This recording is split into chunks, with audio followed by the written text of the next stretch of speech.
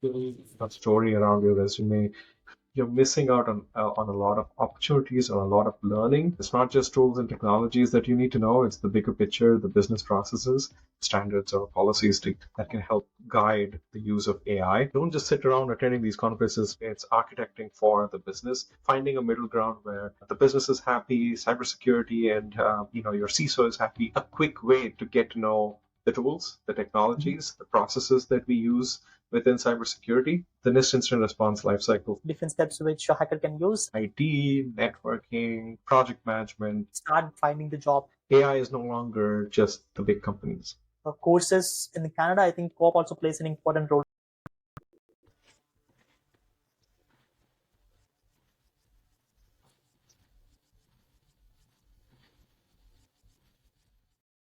Hello, welcome back to another exciting episode of Learn Knowledge with Ravi Murabina, episode 13. And today we have a very special guest joining us, Santosh, who brings over a decade of expertise in the field of security. So we're thrilled to dive into his vast experience and insights. So without any further delay, let's welcome Santosh. It's great having you on our podcast, Santosh. Hi everyone, Ravi, thank you so much for having me. It's great to be here as well. Thanks for accepting my invitation, Santosh. So how did your journey into cybersecurity started? Because back then the term cybersecurity was, not that popular compared to today. Yeah, no, absolutely. I think my journey hasn't been so straightforward. It's not that I came out of school and I knew I wanted to be in cybersecurity. I've done a lot of things that are now considered under the realm of cybersecurity, like creating phishing and hacking scripts and so on. But I actually got into a technical support role right off coming out of college. I stayed there for about a couple of years, moved into incident management.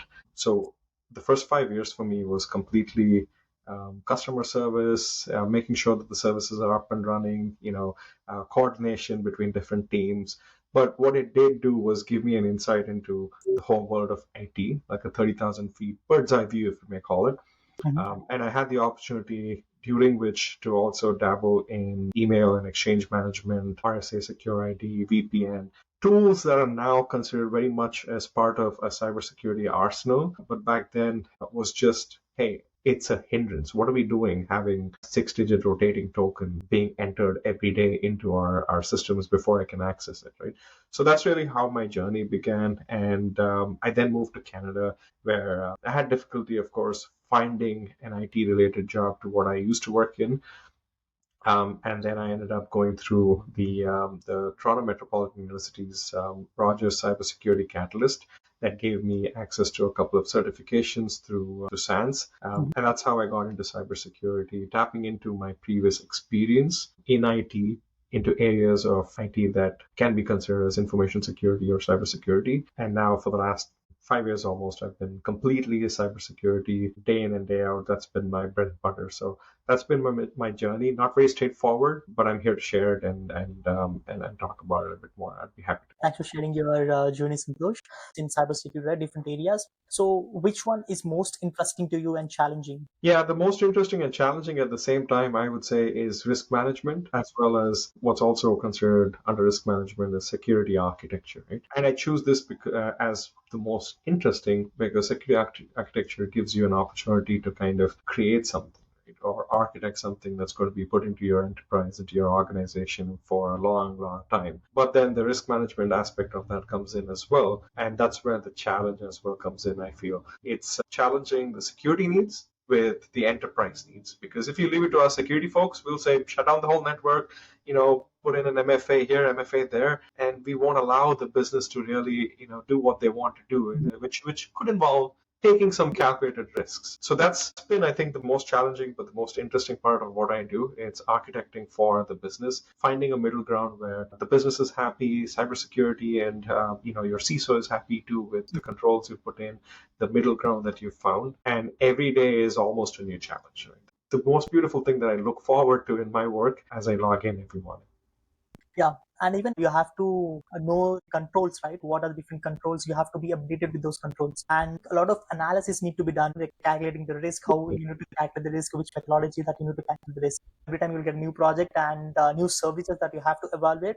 So that's how you learn. So thanks for saying that. And also, there is different career paths, right? One is risk management, pen testing, VM. There are a lot of different career paths. So when a student consider the path, what he need to know before he consider taking that particular course? Yeah, no, absolutely. And I think that's a fantastic question, Ravi. So, my current field, it's always a challenge, right? It's ever changing, new challenges, new technologies, new areas, even for cybersecurity, such as emerging technologies, are coming out. In addition to my daytime job, I also teach at York University, and I have the unique perspective of what a student goes through as well. And with that, I think some of the challenges that students go through and the areas that a student can look at, I have a good insight into that. When someone comes in fresh and new into the field of cybersecurity, you can't always start off with risk management.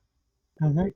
It takes some time, it takes some effort to know the business, to know what is risk management, and of course you can do certifications, etc., to speed things up. But I think a good area of cybersecurity for students to concentrate on is security operations. I always go by ISC2's 7 different pillars of cybersecurity, or fields, if you want to call it: security architecture, security operations, GRC, governance, risk and compliance, software security, and so on. But what stands out to me is security operations because it gives student a quick way to get to know the tools, the technologies, the processes that we use within cybersecurity, and really, and I think it's a field that has a lot of churn as well. And I say churn because some of those roles might require you to work at different hours, but there's an opportunity there, which means people are coming, people are going, which means newcomers, students, for example, it's a fantastic opportunity to get your leg through the door. And guess what? A lot of training is offered, a lot of on the job experience is gained. And for students,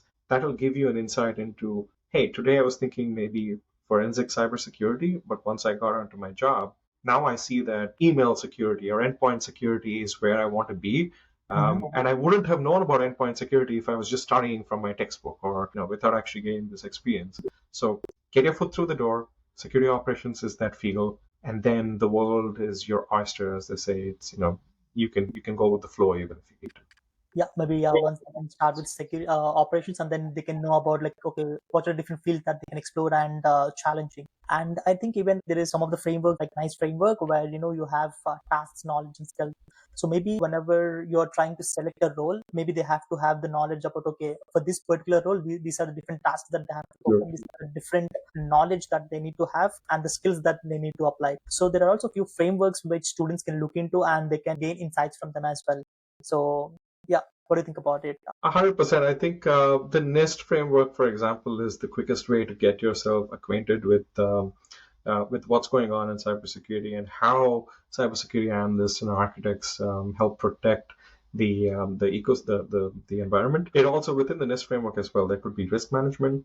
You could go down to incident handling, incident response, and incident management. So it's a vast area or a vast source of information. I'll give you an example with the incident response. The NIST incident response lifecycle, for example, is what we refer to almost every day in, day out. And knowing the different life cycles of incident response, knowing what are the controls that you could apply, the techniques, tactics, and processes that an attacker applies, and you could then tie it into something like the MITRE attack framework too, right?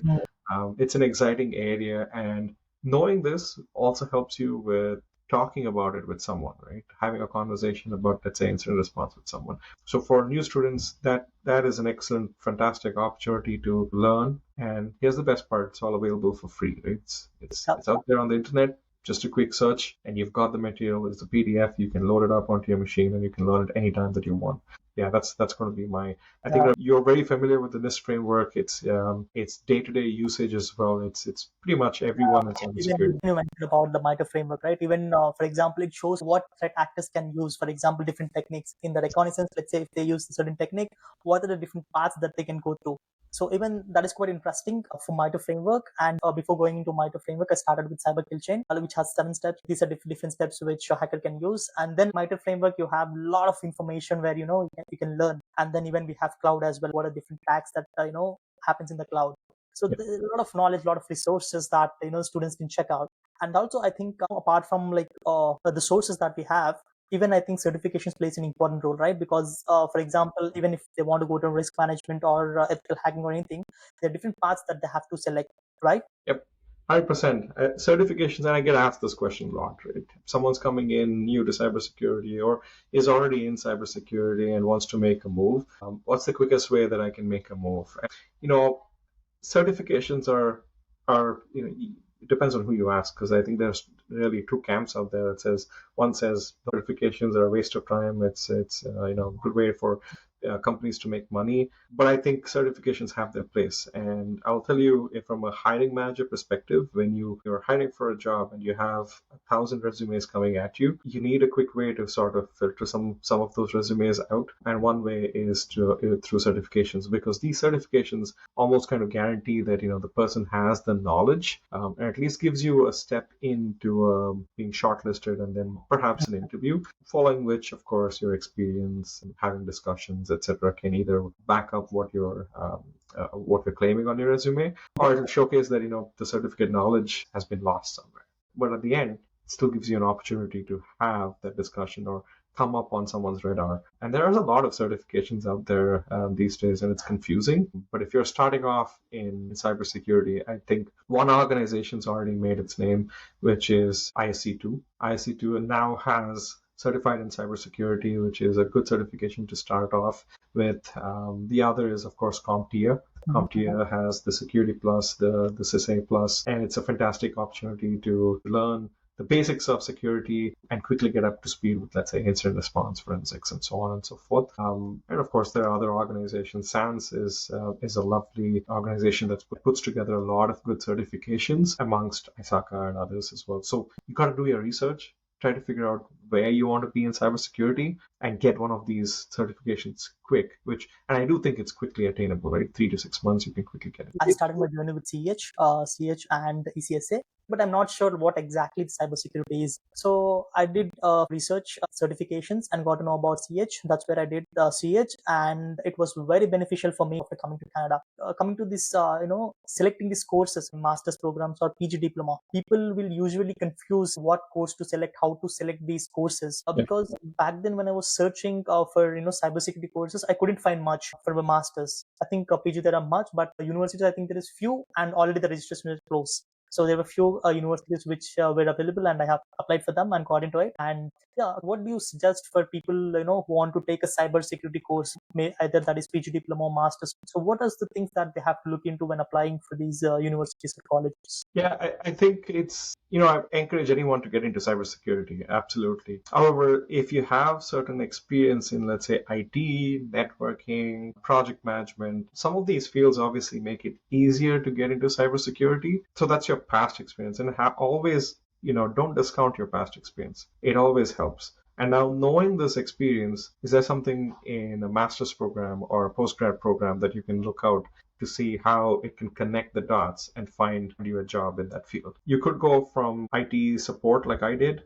to cybersecurity, which is the logical move forward. Or you could go from IT support to forensics, which is going to be really difficult. So keep your expectations, and we're looking out for a course.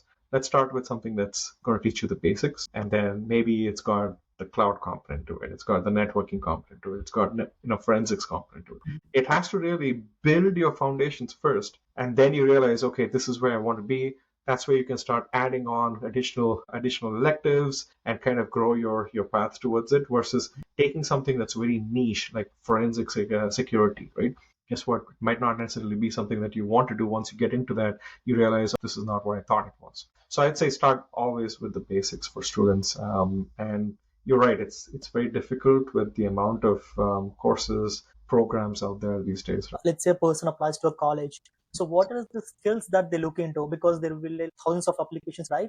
So what are the qualifications that you look into? Experience and certification, will that matter, or is there anything that the colleges specifically look into? Yeah, so I can't talk to the college enrollment process per se, but what I can speak to is my experience going through the Rogers Catalyst program. What they look out for is, of course, aptitude. And a lot of times you might have an aptitude exam, which tests your knowledge of basic computer concepts, right? It could be networking, it could be your hardware and computers, etc. So having that really helps. And if you have a certification, guess what? You already have an edge there, right? You've learned some of the basics that might be taught again in year one or semester one of your course. And so that means from a school perspective, you're going to be a good candidate to choose because either you're going to be doing really well or you'll end up getting a job or both. So the prospects of that is high. If you don't have it, it doesn't mean that it's going to make things difficult.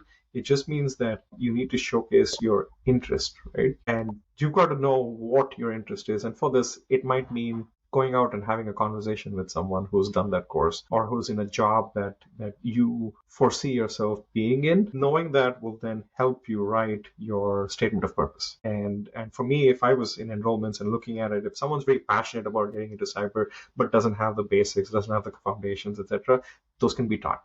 Right? Your passion will kind of overcome all of those things as well. Got it. And even when I was selecting my master's course, I did look into a few courses, and one that I did was combination of cybersecurity and AI. So after completing my graduation, I had an option to go into either cybersecurity or totally AI, like data science, AI related projects. So it was quite interesting, and even AI is being implemented in a lot of places. So in cybersecurity, where the AI is implemented. Yeah, AI or even emerging technology, it's the biggest rate these days, right? It's the biggest topic of conversation. Companies are talking about it, individuals are talking about it. Heck, I think ChatGPT even brought that conversation to households, right? My parents and my grandparents know about ChatGPT, so it's interesting, and it's definitely an area of cybersecurity or area of emerging technology that one needs to be concentrating on. And it's already, you see its use in cybersecurity already, right? Whether it's the tools that are being brought into cybersecurity or whether it's the ability for analysts and folks and researchers in cybersecurity to be able to quickly come up with responses. AI is here to stay, and if your course is enabling you to learn some of what's required to build an AI, it's probably going to help you, give you a leg up. Really, it's not going to go anywhere, and it wouldn't hurt. In fact, I think it would give you an edge. Having that knowledge, having that ability, it's definitely something that you should be looking at. Yeah, it has been implemented into various fields like anomaly detection, automated incident response. So do you think AI replace the jobs? Because there are a lot of questions related to this. Yeah, I think it's not going to replace the job, but it's going to change our jobs, right? It's already changed my team, for example, the way we work. Report writing, for example, the simplest task, right? You're technical, you finish all your job, you finish an incident, you finish the investigation, and here comes the boring part, which is writing up a report. AI is already helping you with that. And it's going to save you so much time and effort, including some of the investigation as well, is now carried out through artificial intelligence scripts or tools even that have come in. It's changed the way that we work, and it's going to change the way that we work. Is it going to take away our jobs? I don't think so. We're just going to be in different jobs or doing different things or dedicating our time very differently. And there are, of course, courses like prompt engineering, which Harvard University has come out with as well. So you can see that AI is only going to be augmenting our ability to work. Yeah, true. And even you mentioned that it's used in the documentation, right? Even once the incident is done, the documentation is important role, because everyone should understand, right? If we write very technical knowledge, no one can understand. But once we use the AI will be having that information, right? Like, what do you think about it? Yeah, I mean, there's, 2 years ago, I think when we all started off using ChatGPT, for example, I think that only because it's the most commonly known AI model out there as well. But we knew very little about how it's using what we are feeding it. Yeah, But today, of course, we're in a better space. We have some governance over it, including the fact that governments are coming out with standards or policies that can help guide the use of AI. So I think that's one. The governance over it is going to give us really how data is being used in AI. But second, AI is no longer just the big companies. You can now spin up LLMs, large learning models within your environment as well. So your data is within as well. So there's ways that you can get around it, and of course commercial options out there which help you protect data. It really comes down to your third-party risk management, right? How you go about doing TPRM into these tools, what your risk appetite is, and how much, if you're a bank, you might not want to necessarily be putting in a lot of information into an AI model, whether yeah, it's housed inside or outside. But if you're an educational institution, for example, that's into research and it's more an open environment, then I can see how it can be embraced. So your risk appetite really defines how you can go ahead. true. Thanks for sharing, those. And also, if you talk about jobs, you mentioned okay, they have to start with operations and they have to find the jobs. So how do you think they should start their journey of finding the jobs? Like, what are the different methodologies that they can use? Yeah, absolutely. And it's a great question, Ravi, because I think it depends on where you are Mm-hmm. And if I were to speak to the Canadian context of things, it's very different from elsewhere that I've worked at. Right, networking is a big concept. And so when we talk about starter roles or entry level positions, you could have students applying for them, 100, 200 applications being sent out, and you don't hear back at all. And Mm-hmm. this is where I'd say don't be dejected, because it's very different here the way the job industry works. Or you've got LinkedIn where you need to build a network, and so networking again. And what exactly is networking? How do you exactly go about finding jobs in networking? I would say it is talking to people, going to those conferences, meeting as many people as you can, understanding what it is that entry level jobs need, getting those skills or those certifications or that knowledge onto your resume to really make you stand out in one of those 200 applications that are going through. Right? It's a journey. It's not going to be quick. There are jobs out there, but there's also people out there applying for those jobs. So you got to figure out what can help you stand out. Right? You got to build a story around your resume. You got to make sure that it's shining, but also you got to make sure that you bring it forward to someone so someone's able to see it. Right? And that's where the networking piece, I think, is really critical. Yeah, even as you mentioned about certifications, I did say that I started with STH, right? After coming to Canada, I was searching for part-time jobs, but usually that is what international students do, right? Searching for part-time jobs like grocery stores near the university area. But back then I was rejected, and I opened LinkedIn and I kept open to work, and I uploaded my certificates and everything. I updated it, and people reached out. So I was surprised, because I was not expecting this. People, reached out to me, and they called for an interview, and I went there and they showed that okay, this is the certification, this is the knowledge that I have, and so on. And that's how I got my first part-time job. I usually tell never limit yourself in a closed boundary. Always try to open your wings, try to meet people, go different conferences. So networking plays a really important role. Even I think even there are like job fairs, right? I think even going to these job fairs and showcasing your resume, because unless and until you show about yourself, people don't know. 100%. I think showcasing yourself, going out there, letting people know that, hey, Santosh is here, he's available, he's got these skills, and even, frankly admitting that, maybe you're having a difficult time as well, isn't a bad thing necessarily, right? But make sure that you're out there. LinkedIn, your conferences, volunteer. I know a lot Yeah, of people I've spoken to say, nope, I'm not going to do free jobs. I'm not going to do it for free. I expect to be paid. Sure, you're going to exactly. expect to be paid, but when you don't have an experience, you got to be open to taking it in, right? And who knows, maybe that employer who's kind of evaluating you might just end up saying, hey, there's a permanent position. Would you like to fill it? Right? Or at the very least, now you've got some experience that you can use to speak with people and talk about what's out there as well. Yeah, true. And even for international students, make sure you utilize these networking events. So you have to open your college portal and try to see if there is any network events, because lot of people do miss that. They will be thinking, okay, there is nothing to do. You just need to go and do Yep. something. But that is not the case. At least you will go and meet someone. Because back then, after coming to Canada, after 1 month, I went to one of the event, one of the organization, and they were showing about their product. Okay, this is our product, and this is how it is. But somehow, since I did CH, I got like few knowledge about cybersecurity, and I was saying them, I can do this reverse engineer, and I can compromise your product. So sometimes in cybersecurity, the curiosity is very important, I Yep. guess. 100%. Because like, so that's the reason when I don't know why I said, because I said that okay, this is how I can do it, and somehow they got impressed, and they gave me a co-op opportunity.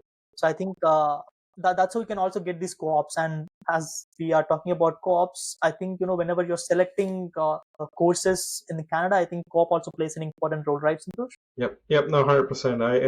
I've worked with a lot of co-ops, and what I've noticed is the environment that they've previously into the environment that they're in now can vary a lot, and it gets them up to speed very, very quickly as well. And you're 100% right, Ravi, with regards to making sure that there are these opportunities like co-ops or field engagements, or just going out there, taking a bus, using the resources that you have from your college admissions or enrollments team or whatever other team that they call it. You gotta take it, because every opportunity that you miss is something that's going to help or deter you or hurt you down the line, right? And I think it's a very common mistake that I see with students as well, international students particularly. When you come in, you've got these fees to pay for, you've got your rent and living expenses to look after. So it's very common that you see people doing your odd jobs, and of course that's going to help you with paying rent, etc. But don't let that deter you from your main goal,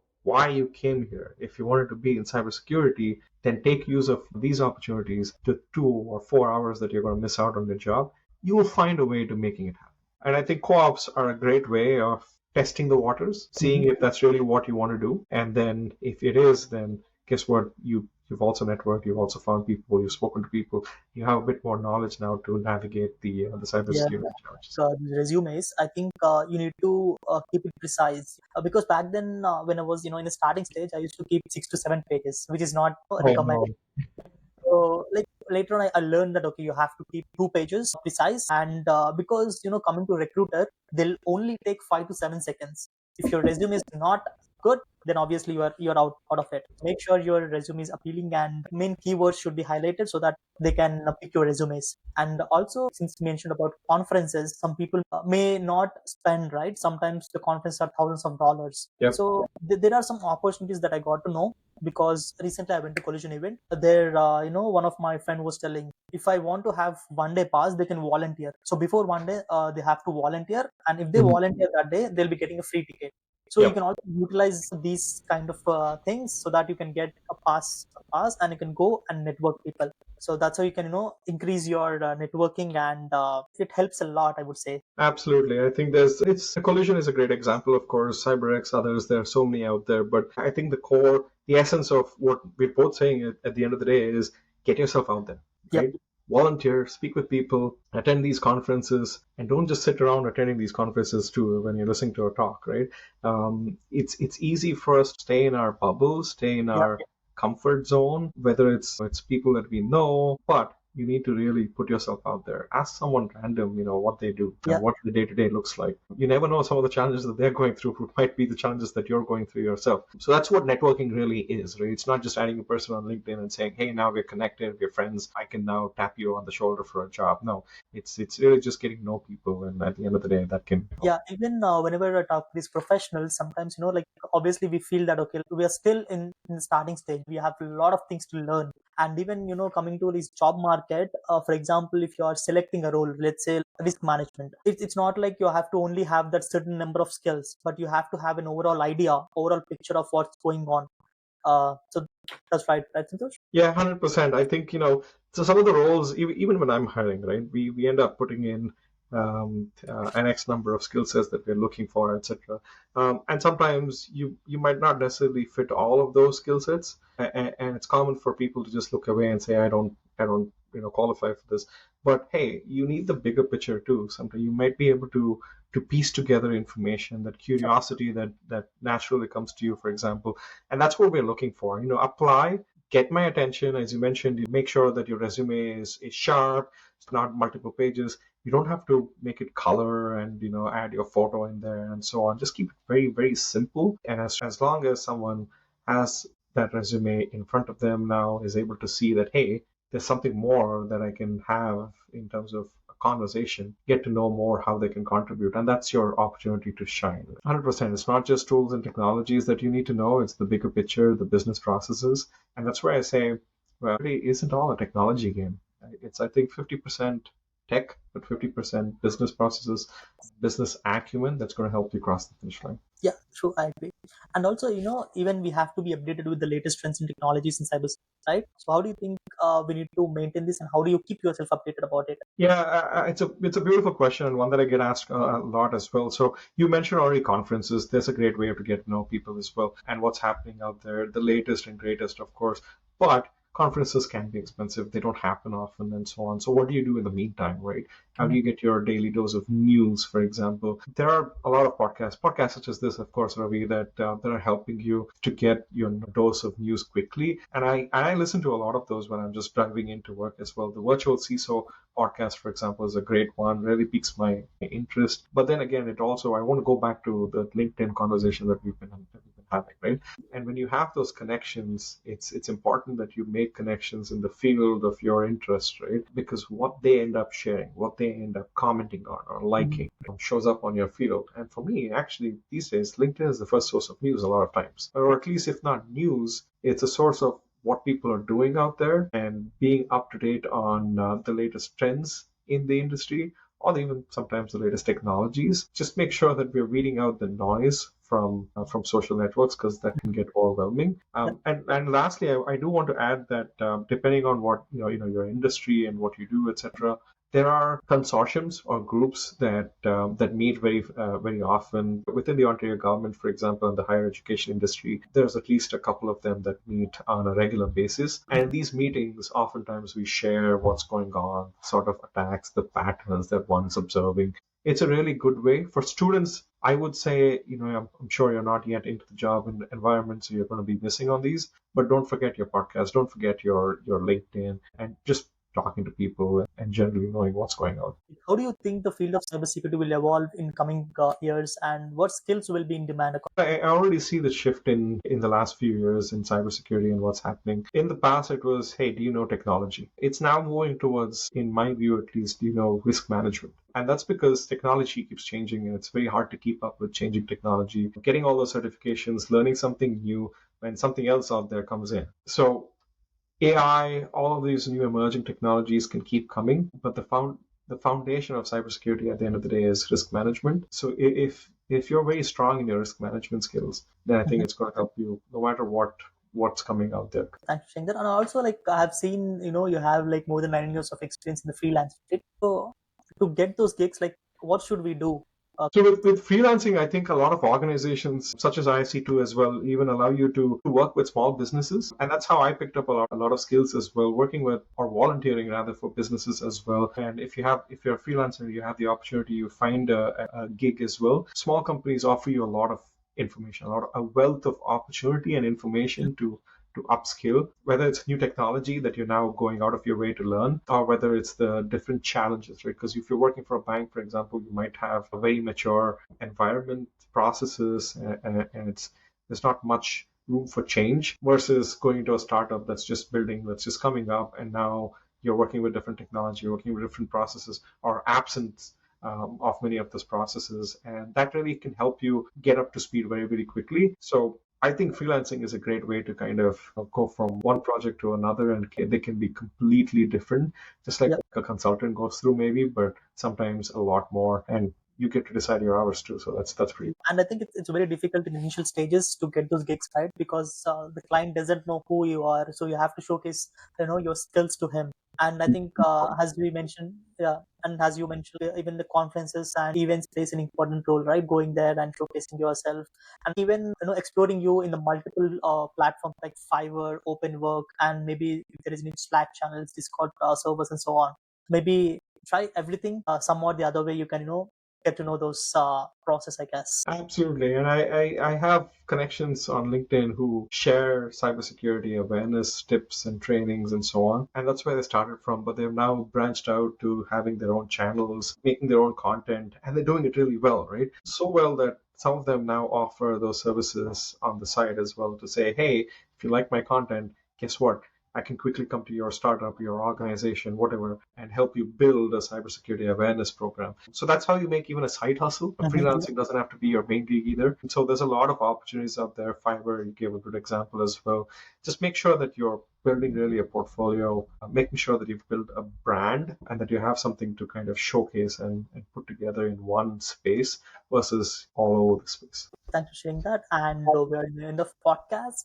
So, any advice or life lessons that you like to share with our audience? Yeah, the only life lesson I think I would like to share is just be open. Be open to learning, to people, to voicing what you think and what you feel about, because all of these can help you grow as a person, especially for someone coming from a different country, international students, newcomers. The environment can be very different from what you've grown up in. And if you hold back or if you stay in your own bubble, your community, your circle, you're missing out on a lot of opportunities, on a lot of learning. And take anything that comes at you, right? Give it a shot, see how it goes. Some of us had to do some odd jobs as well to make ends meet, which, in a different time and space we would never have thought about or would have dabbled in. But guess what? You need to do what you need to do. So be open to all of those. And at the end of the day, something somewhere will end up clicking, or who knows, all of those things will just come together. and help you become the person that you want to be or reach the goal that you want to get to. Yeah. So yeah, never be afraid. Be open. Talk to people. Just come out of your comfort zone. That's true. Thanks for sharing it, Santosh. And this is the end of the podcast. Thanks for your time. It's great having you on a podcast. And thank you very much. And if you have not subscribed to my channel, please do subscribe to my channel and please share the video. Thanks, everyone.